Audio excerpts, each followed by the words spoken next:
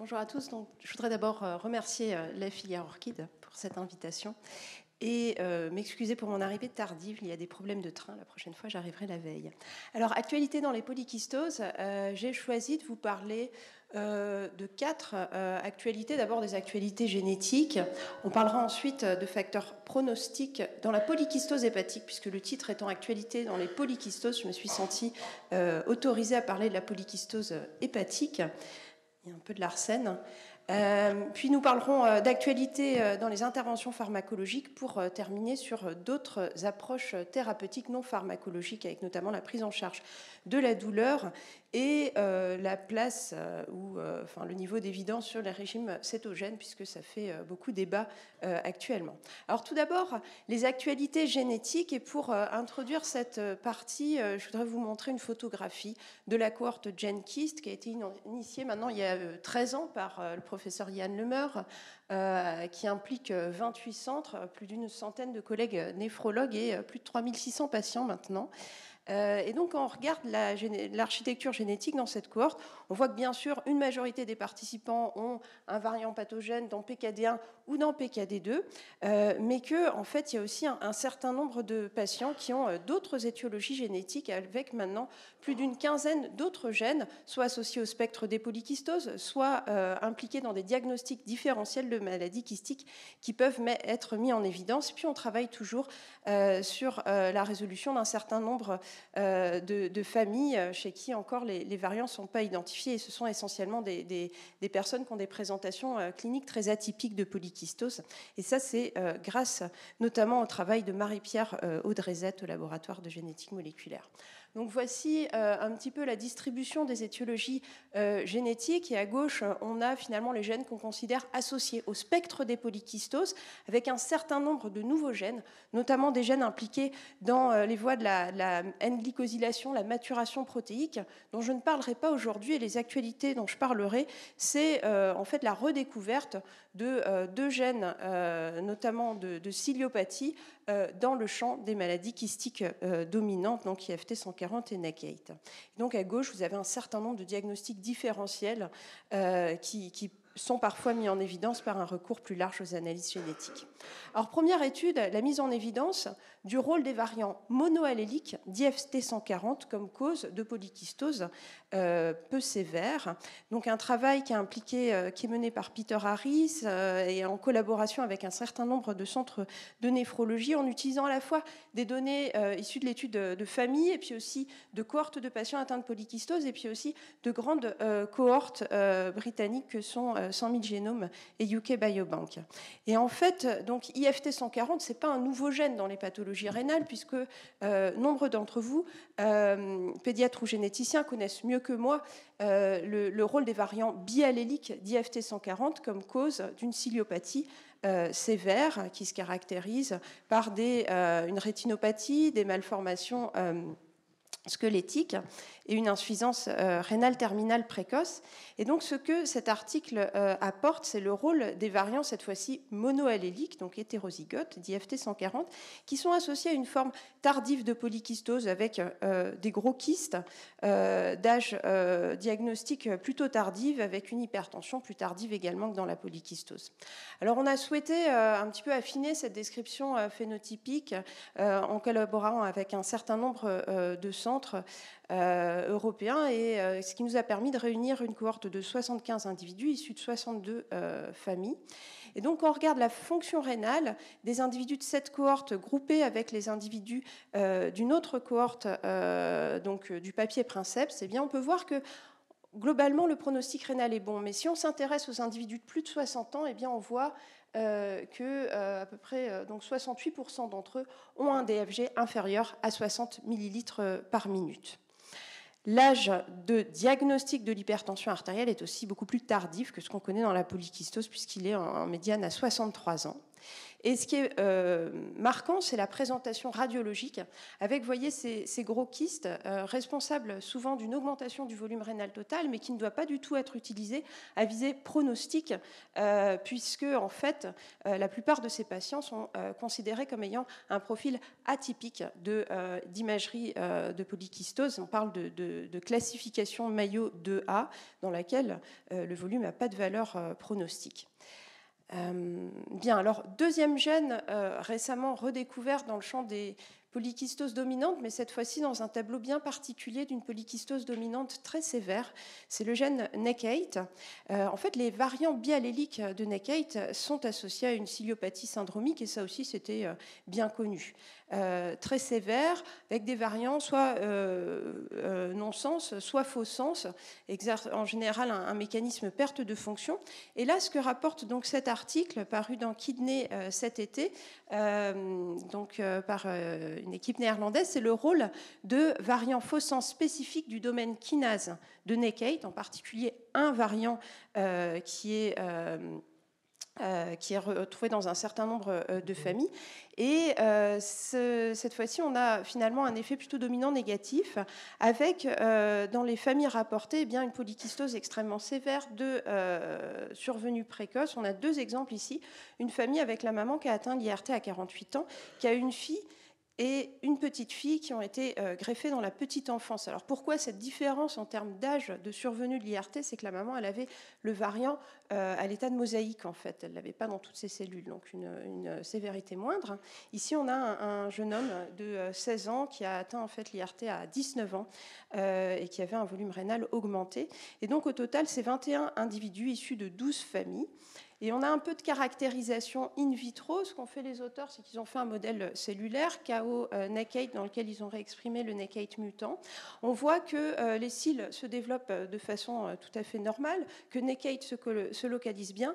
En revanche, il y avait un défaut de détection du complexe des polycystines détecté par l'anti-PC2. Donc on ne détectait pas la polycystine 2 au cil, et suggérant que le mécanisme de pathogénicité, au moins un des mécanismes de pathogénicité, c'est le défaut du trafficking ciliaire des polycystines en cas de présence de ce variant spécifique. Alors, je passe maintenant aux actualités dans le cadre de la polykystose hépatique. Est-ce que ça nous concerne en tant que centre de référence maladie rénale? Moi, je suis persuadée que oui, puisque c'est des patients qui sont souvent qui sont souvent en recherche de prise en charge. Et c'est un papier, parce que ça ne tombe pas forcément dans le champ non plus d'expertise de certains centres d'hépatologie. C'est très variable selon les villes, et donc nous suivons un certain nombre de patients qui ont une polykystose hépatique. Et donc c'est un papier qui vient d'être in press hier dans Gastroentérologie, qui en fait visait à décrire les facteurs de risque de survenue d'événements hépatiques. Et l'événement hépatique était défini par la nécessité d'une hospitalisation pour une complication hépatique. Donc ça pouvait être infection de kyste, douleur, etc. Enfin, c'était très large. Il fallait un dénominateur commun, d'où cet événement considéré comme endpoint. Et donc les auteurs ont réuni une cohorte de 265 patients recrutés dans 10 centres. Donc vous voyez principalement les Pays-Bas, aussi les États-Unis, et puis aussi un certain nombre de patients qui avaient été, dont l'étude génétique avait été réalisée à Brest. On a une majorité d'individus qui ont un variant de PRK-CSH. Donc j'ai oublié de vous dire que dans les critères d'inclusion, on se concentrait sur les formes liées à un variant dans un des deux gènes principalement associés avec la polykystose hépatique isolée, donc PRK-CSH et SEC63. Donc 70% de PRK-CSH, 30% de SEC63. Quelles sont les variables prédictrices d'événements hépatiques? Eh bien, sans surprise, le sexe féminin, ça on le sait dans la polykystose hépatique, le génotype PRK-CSH, et puis aussi le volume normalisé à l'âge. Et si vous voulez utiliser cette espèce d'algorithme pour normaliser le volume à l'âge, vous pouvez flasher le QR code. Donc les auteurs proposent un score sexe génétique et un score d'imagerie pour évaluer le pronostic des patients atteints de polykystose hépatique. Voilà, alors changeons de sujet. Actualité en ce qui concerne les interventions pharmacologiques. Et eh bien, je ne vais pas rentrer dans les détails de cette figure complexe, mais vous savez qu'il y a un certain nombre de stratégies thérapeutiques qui ont fait l'objet d'études cliniques de phase 2, de phase 3, et qui visent essentiellement eh bien, les voies d'aval, en aval des polycystines. Malheureusement, l'année 2022-2023 a vu beaucoup d'essais thérapeutiques être interrompus pour inefficacité ou négatifs. Et actuellement, il y a peu d'essais de phase 2, de phase 3 en cours dans la polykystose. Je voudrais discuter un petit peu de tolvaptan, qui est à ce jour le seul traitement spécifique qui est sur le marché pour la polykystose. Alors vous savez que le tolvaptan a montré une efficacité tant sur le ralentissement du déclin des fonctions rénales, un effet estimé à environ 30%, et sur la progression du volume rénal total, et des études vraiment d'extrapolation à prendre avec la notion que c'est une extrapolation réalisée à partir des données tempo et reprise, suggère qu'introduire du tolvaptan alors que la fonction rénale est conservée permet de retarder la survenue de l'insuffisance rénale d'environ 7 ans. Alors, cette année, un essai a été mené chez l'enfant concernant l'utilisation du tolvaptan chez l'enfant. C'est un essai qui impliquait 20 centres de néphropédiatrie, donc des enfants entre 4 et 17 ans qui avaient une fonction rénale conservée. Le critère principal de jugement, c'était l'obtention d'une réduction de l'osmolarité urinaire. Alors, sans surprise, ce critère était obtenu, bien sûr. Et puis, en critères secondaires, il y avait notamment la progression du volume rénal total, qui semblait moindre dans le groupe tolvaptan versus placebo, mais ceci n'est pas significatif, item en ce qui concerne le DFG. Donc les effets aquarétiques étaient présents chez la majorité des enfants, bien sûr, avec quand même assez peu d'arrêts de traitement, 4 dans le groupe tolvaptan contre 3 dans le groupe placebo.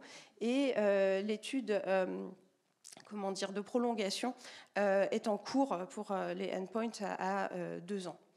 Alors, vous le savez, évidemment, le problème de tolvaptan, c'est sa tolérabilité.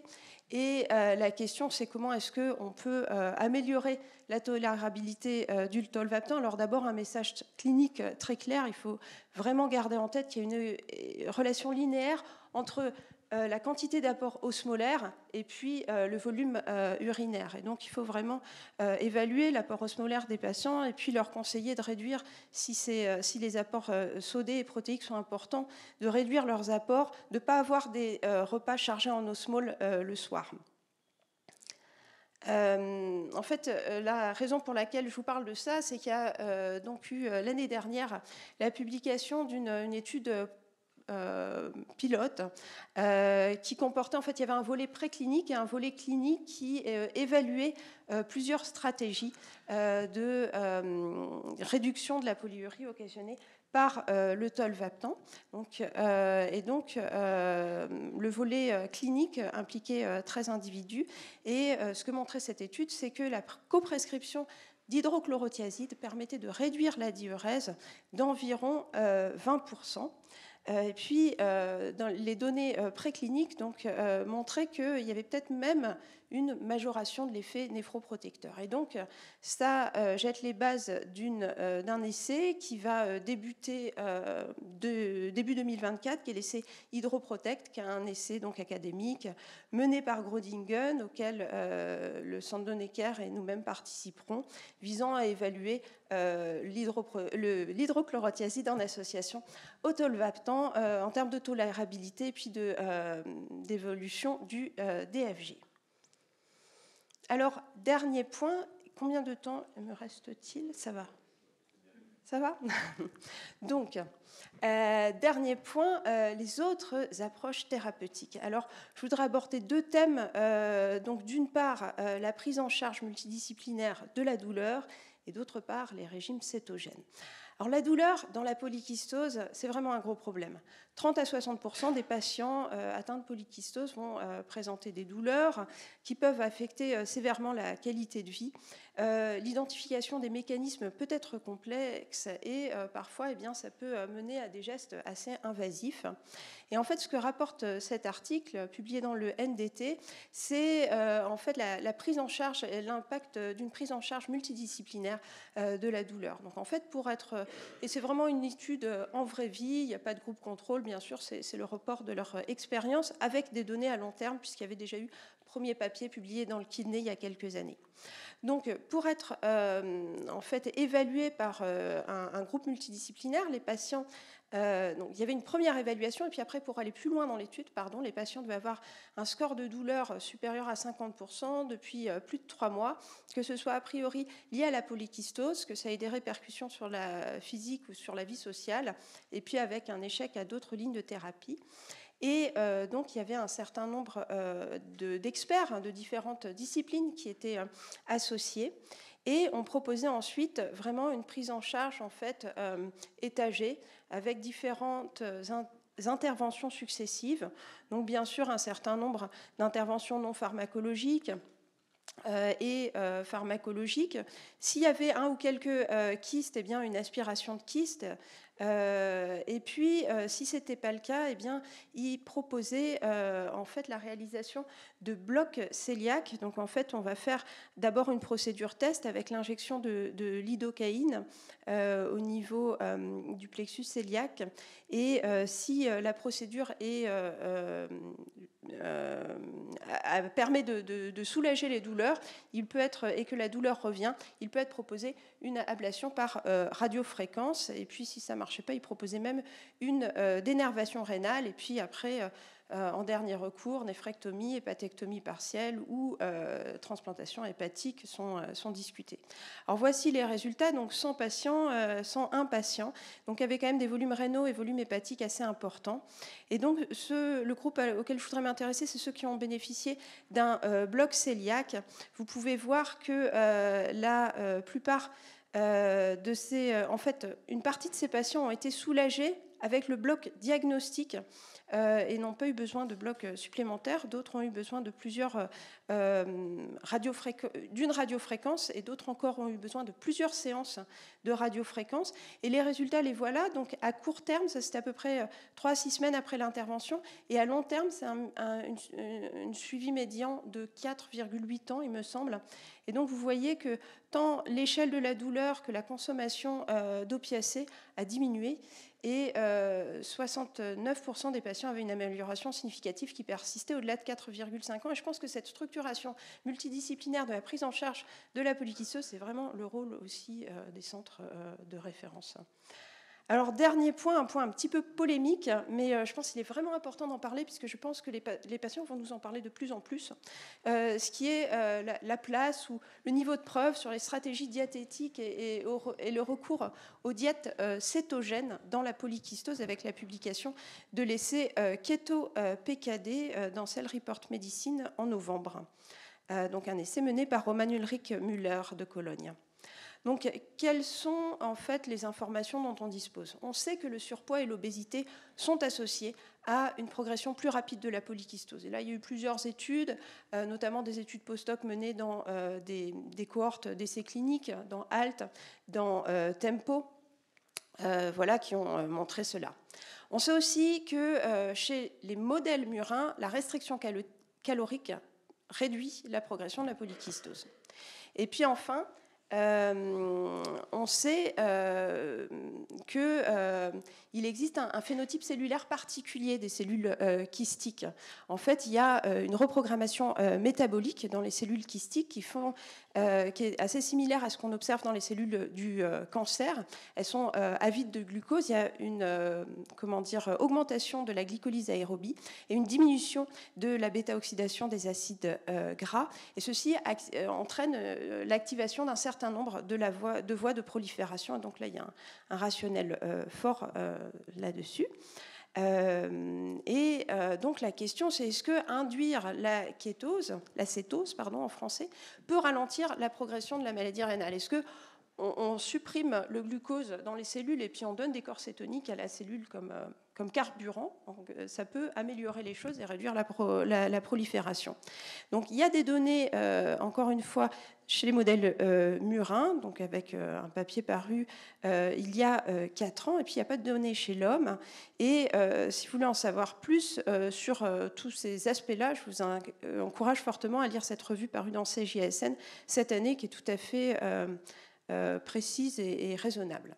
Donc l'étude Keto-ADPKD, eh bien, elle visait à inclure des patients atteints donc de polykystose, qui avaient une maladie rénale au stade 1 à 3 et un facteur de risque de progression, donc soit des gros reins Mayo 1C, E, soit un variant tronquant de PKD1, et puis qui n'avaient pas de contre-indication en gros au régime cétogène. Ils ont prescreené 221 patients, 104 patients ont refusé, 51 étaient non éligibles et 66 ont été randomisés en 3 groupes. Donc un groupe contrôle, des conseils diététiques standards, pas plus de 5 grammes de sel et puis des apports hydriques à 3 litres. Le groupe keto, et donc je parlerai après KD pour l'abréviation, eh bien ils avaient des conseils donc d'un régime pauvre en carbohydrates et riche en graisses avec peu de protéines. Le troisième groupe, c'était un groupe de jeûne où les patients, on leur demandait de faire un jeûne, sauf ils pouvaient boire uniquement, pendant 3 jours, une fois par mois. Voilà. Et donc, voilà, le primary outcome, c'était l'adhérence et la faisabilité. Et les secondary outcomes, c'était la progression du volume rénal, du volume hépatique, du DFG, etc. Donc, voici les données à baseline. Vous pouvez voir qu'il s'agit en général de patients donc, qui ont une quarantaine d'années, qui ont des fonctions rénales conservées. Il y en a quand même une petite partie, entre 15 à 20%, qui sont peu progresseurs. Ils ont une classe Mayo 1A, 1B. Et donc, en ce qui concerne le critère primaire, donc l'adhérence et la faisabilité, est-ce que c'est faisable? Alors, la plupart des patients, donc 95% dans le groupe keto et 85% dans le groupe jeûne, disaient que c'était faisable, mais pas facile. Hein. Et puis, pour ce qui est du seuil kétogène, eh bien, il était atteint, donc c'était mesuré dans le sang, on mesurait les niveaux d'acide bêta-hydroxybutyrique, il était atteint ce seuil chez 50%, 52% des patients dans le groupe keto. Et dans le groupe jeûne, 85%, ce n'était pas tout à fait le même mesure, puisqu'ils n'étaient pas à l'hôpital, donc c'était un test dans l'air respiré d'acétone. Donc finalement, adhérence et faisabilité, 76% dans le groupe O et 43% dans le groupe kétone. Après, en ce qui concerne les autres critères, eh bien, ils ont maigri les patients dans le groupe kétone, hein, moins 5 kilos, pas dans le groupe O, 3 jours de jeûne par mois, ça ne fait pas maigrir visiblement, mais par contre, dans le groupe kétone, donc moins 5 kilos à 3 mois, il y avait une tendance à une baisse du TKV, mais attention, ce n'est pas significatif d'une part, puis on parle de 3 mois d'études. Idem pour le DFG, un DFG qui augmente, mais avec une diète qui est quand même pas la même, et donc une modification non significative. Alors attention, c'est vraiment une étude de faisabilité. Il n'y a pas du tout de preuve ici d'efficacité. La perte de poids, ça peut être un problème pour certains patients quand même. Ça dépend de quel poids on perd, mais tout le monde ne peut pas perdre 5 kilos sans problème. Et puis, sans conséquence, je veux dire. Et puis, les lithiases peuvent peut-être survenir plus facilement. Alors, qu'en dit l'investigateur principal? Il dit finalement, keto ne montre pas que les diètes cétogènes marchent, mais ça ne montre pas qu'elles ne marchent pas. Ça montre qu'elles pourraient marcher et que donc il faut qu'on fasse un essai plus long avec des endpoints plus à même de valider l'efficacité ou non. Et donc il y a un essai qui est, une étude observationnelle qui est parue le mois dernier ou ce mois-ci dans NDT, qui reprend la cohorte observationnelle d'IPAC néerlandaise et qui montre que le niveau de bêta-hydroxybutyrate at baseline est corrélé avec le déclin de fonction rénale. Donc il y a aussi une association comme quoi un plus haut niveau de BHB, eh bien, ça fait moins de déclin du DFG à long terme, mais voilà, c'est une évidence indirecte. Dernière chose, les actualités sur la polykystose, ce sera la publication en 2024 des premières guidelines de prise en charge sur la polykystose. Et avec ça, je voudrais vous remercier pour votre attention, remercier l'ensemble de mes collègues du centre de référence Marea Brest. Je voudrais remercier le centre de référence Marea pour l'accueil. Je suis très, très heureuse qu'on les rejoigne cette année. Et la filière Orchid, et puis je suis disponible pour répondre à vos questions.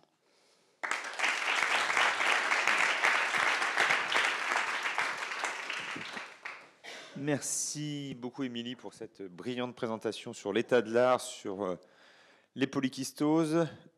Première question, Jean-Jacques. Même 2 questions, si c'est possible. La première sur la prise en charge des douleurs. Est-ce que c'est des patients qui étaient traités par tolvaptan? Et la deuxième question, les inhibiteurs de la SCGLT2 modifient le métabolisme cellulaire. Et donc, quelle est la place dans cette pathologie? Merci. Alors, première question. J'avais posé la question du sous-groupe tolvaptan. Parce qu'effectivement, le tolvaptan, chez les patients qui ont déjà des douleurs, il y a une partie des patients qui voient leurs symptômes s'améliorer sous tolvaptan, donc ça peut aussi jouer. Ils n'avaient pas eu la possibilité de donner des données spécifiques sur la place du tolvaptan. Voilà. Après, c'est pas... En général, là, c'était des gens qui avaient vraiment des problématiques de douleurs sévères, chroniques, et je ne suis pas sûre que le tolvaptan à lui seul suffise à apporter un soulagement durable. En ce qui concerne les inhibiteurs de SGLT2, donc en fait, malheureusement, les patients atteints de polykystose ont été exclus de tous les essais menés concernant les inhibiteurs de SGLT2 parce qu'il y avait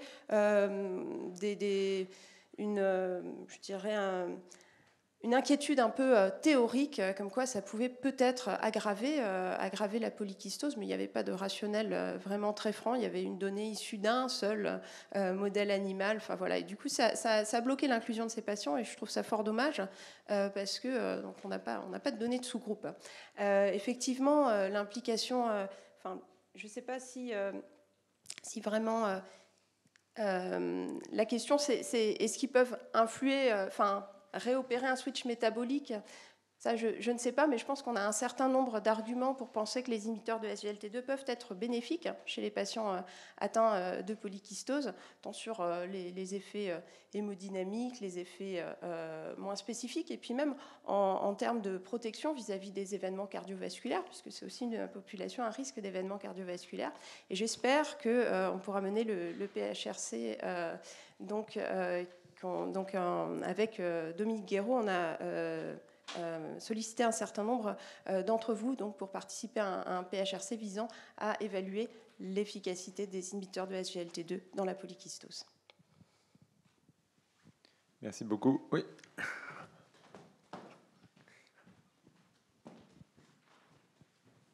Merci beaucoup, Émilie. Juste, c'est aussi très pratique sur la douleur. Quand tu mentionnes les ponctions de kyste, est-ce que vous en avez de l'expérience? Je veux dire que nous, l'équipe d'urologie et l'équipe chirurgicale a toujours été très réticente à ça. Moi, je dirais que c'est plus avec les radios interventionnels qu'il faut travailler. Enfin, les radiologues interventionnels qui sont dans la boucle aussi, bien sûr. C'est vrai? Alors, on a peut-être de la chance, mais...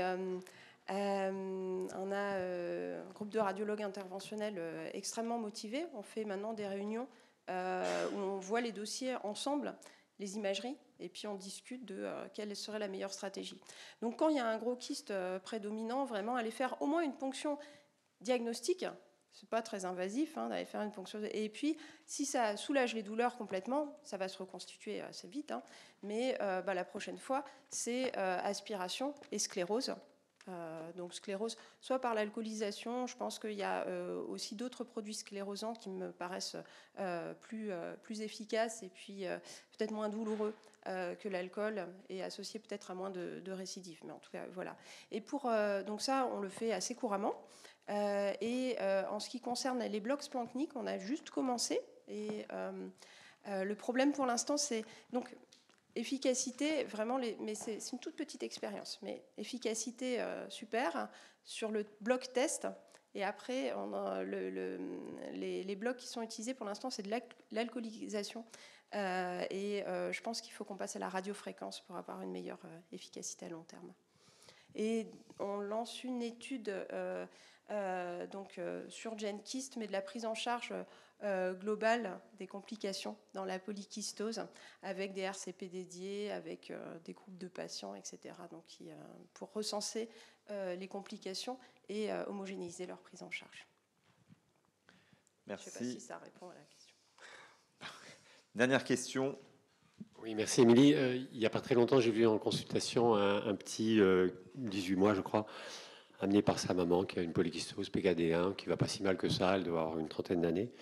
Et que je commence à être rassurant vis-à-vis de cet enfant. Et puis, comme tout pédiatre, je lui prends l'attention. Il avait 160 de tension. Est-ce qu'on a des éléments qui... bon, il n'avait pas d'autre cause d'HTA.